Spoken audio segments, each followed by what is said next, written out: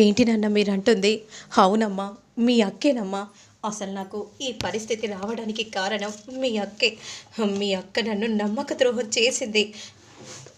అసలు నా బిడ్డే నన్ను ఇలా మోసం చేసిందంటే ఎవ్వరు నమ్మరు. నన్ను చంపాలని చూసిందంటే కూడా ఎవ్వరు నమ్మరమ్మా. కానీ ఈ విషయాన్ని నేను బయటకి చెప్పుకోలేని పరిస్థితిలో, దుస్థితిలో ఉండిపోయాను. ఎవరి వల్ల? ఇది ఎవరి వల్లమ్మా?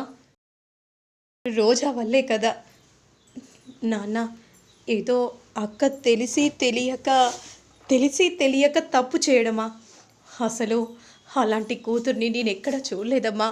నువ్వేమో నేనెవరో తెలియకున్నా కూడా నా ప్రాణాలని కాపాడడానికి గాజులనే పనంగా పెట్టావు. కానీ మీ అక్క మాత్రం నా ఊపిరిని పోవడానికి ఆ హారాన్ని తీసేసుకుంది. ఇద్దరిలో తేడా ఎంత కనిపిస్తుందమ్మా? నీలో నాకు మమకారం కనిపిస్తుంటే దానిలో మాత్రం డబ్బు, అహంకారం, యువరాణి అన్న మాటలే గుర్తుకొస్తున్నాయమ్మా. అవన్నీ నేను ఎలా మర్చిపోవాలి? రోజా చేసిన నమ్మక ద్రోహాన్ని నేను ఎలా మర్చిపోవాలి? ఎంతైనా మీ కూతురు కదా నాన్న. కూతురు అంటే నీలా ఉండాలి తల్లి. ఎవరో తెలియని మనిషి కోసం నువ్వు ఆరాటపడి బ్రతికించుకోవటానికి నువ్వు ఎంతలా ఆరాటపడ్డావు. కానీ కన్న తండ్రిని తెలిసినా కూడా నన్ను చావు బ్రతుకుల మధ్య వదిలేసి వెళ్ళిపోయింది. ఆ రోజు నన్ను కాపాడి ఉంటే ఇప్పుడు మనకి ఈ పరిస్థితి వచ్చేదా? చెప్పమ్మా, మీరిక్కడ పని చేస్తూ ఒకరి కింద బ్రతికేవారా? ఇలాంటి పరిస్థితి కలగడానికి కారణం ఎవరు? రోజానే కదా. అలాంటి రోజాని మాత్రం నేను వదిలిపెట్టనమ్మా. ఎందుకంటే నా మీద నిందలు పడ్డా కూడా నేను సహిస్తూ వచ్చాను. కానీ ఇలా కన్న తండ్రినే చంపాలని చూసిన మీ అక్కని మాత్రం నేను వదిలిపెట్టను. నాకు కనబడితే మాత్రం ముక్కలు ముక్కలుగా చేసేస్తారమ్మా అని అంటూ ఉంటే, నాన్న ఎంతైనా అక్క మీ కూతురు కదా నాన్న, అలా మాట్లాడుతున్నారేంటి? కూతురైనా, ఎవరైనా, భార్య అయినా, అమ్మైనా నేను ఇలాగే మాట్లాడతాను. ఇలా ఒకరిని మోసం చేయటం కరెక్ట్ కాదమ్మా అని అనగానే ఇక చామంతి ఒక్కసారిగా షాకింగ్గా అలానే చూస్తూ ఉండిపోతుంది. అక్క మీద నాన్న చాలా కోపంగా ఉన్నారు. అసలు అక్క ఇక్కడే ఉందని, ఈ ఇంటి కోడలన్న విషయం నాన్నకు తెలిస్తే నాన్న ఖచ్చితంగా అక్క గురించి బయట పెట్టేస్తారు. ఇక అక్క అప్పుడు చచ్చిపోతుంది. అలా జరగడానికి వీల్లేదు. అలా జరగకుండా ఉండాలంటే నేనే ఎప్పుడు కాపలాగా ఉండాలి. అక్కను నాన్న చూడకూడదు అని మనసులో అనుకుంటూ చాలా కంగారు పడిపోతూ చూస్తూ ఉంటుంది. ఇక మరోవైపు మాత్రం వెంటనే హర్ష దగ్గరికి రోజా వస్తుంది. ఇక అప్పుడే అటుగా రామచంద్రయ్య, చామంతి ఇద్దరు ఉంటారు.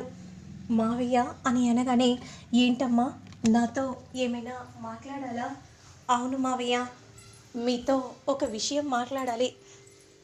మా పెళ్ళి జరగగానే నా మెడలో 3 ముళ్ళు కట్టగానే నాకు మీరు సపోర్ట్గా మాట్లాడారు, కన్న తండ్రిలాగా. నిజంగా నేను మాత్రం ఎప్పటికీ మీ రుణాన్ని నేను మర్చిపోలేను. మా కోసం అత్తయ్య గారిని ఎదిరించారు. మీరు బాగుంటే చాలమ్మా. నేనేం చేశాను? రామాదేవికి అర్థమయ్యేలా చెప్పాను. ఎందుకంటే ఇప్పుడు మీకిలా పెళ్లి జరిగిందో ఆ రోజు కూడా మాకు అలాగే జరిగిందమ్మా.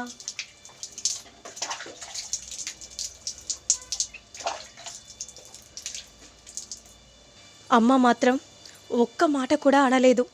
నీ కోడలిగా తీసుకుని వచ్చానమ్మా అని చెప్పగానే అంగీకరించింది. కానీ రామాదేవి అంగీకరించకపోవటం అంటే అది కరెక్ట్ కాదు కదా. అంతే అమ్మా, చివరికి ఒప్పుకుంది. ఇంకేం కావాలి?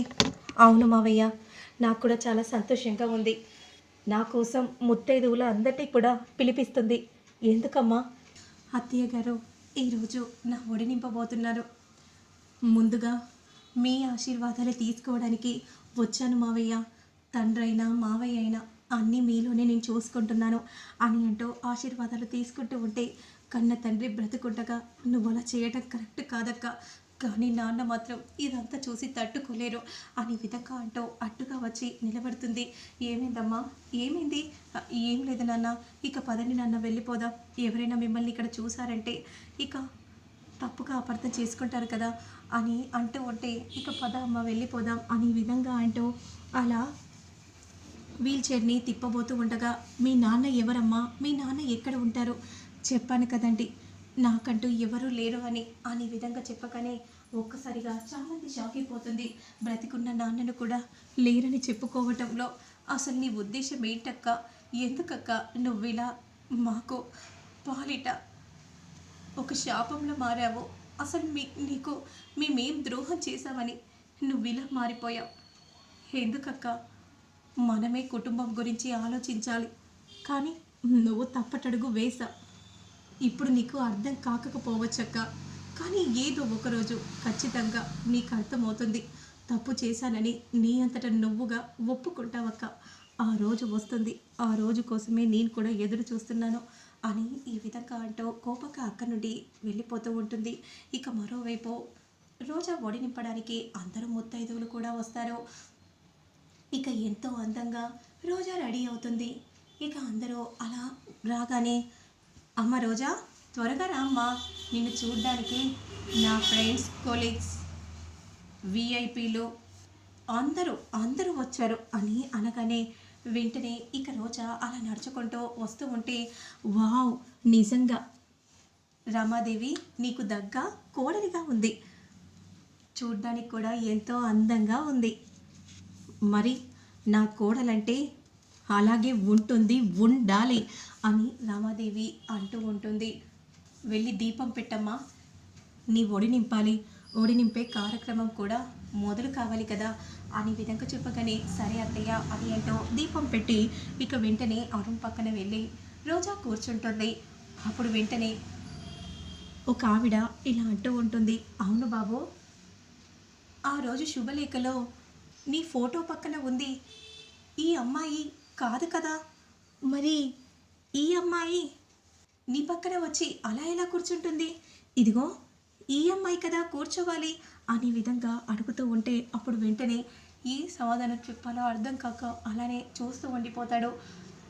అల్లుడు గారు, ఇప్పుడు మీరు ఏ సమాధానం చెప్తారో చెప్పండి అని అంటూ ఉంటే, అప్పుడు వెంటనే అరుణ్ మాత్రం, అవును, కానీ అది కొన్ని కారణాల వల్ల నేను రోజాని పెళ్లి చేసుకోవాల్సి వచ్చింది. మీ స్టేటస్కి తగ్గట్టుగా మీరు మీ మరదల్ని పెళ్లి చేసుకుని ఉంటే బాగుండేది కదా అని అంటూ ఉంటే, నా మనసులో రోజా నిండిపోయి ఉంది. అలాగే ఎంతైనా మరదలే, కాదనను. అలా అని తనని నేను మోసం చేసి తన మెడలో తాళి కడితే జీవితాంతం బాధపడేది నేను కాదు, దీక్షయే కదా. అందుకే అలా ఆలోచించి ఈ నిర్ణయం తీసుకున్నాను అని అనగానే వెంటనే ఇక అందరూ అలానే చూస్తూ ఉంటారు. ఇక ఒడి నింపడానికి త్వరగా రా కౌసల్య అని అనగానే ఇక రోజాకు ఒడి నింపడానికి అలా వస్తూ ఉంటుంది. అంతలో తన చేతిలో ఉన్న బియ్యాన్ని చూసి ఒక్కసారిగా షాక్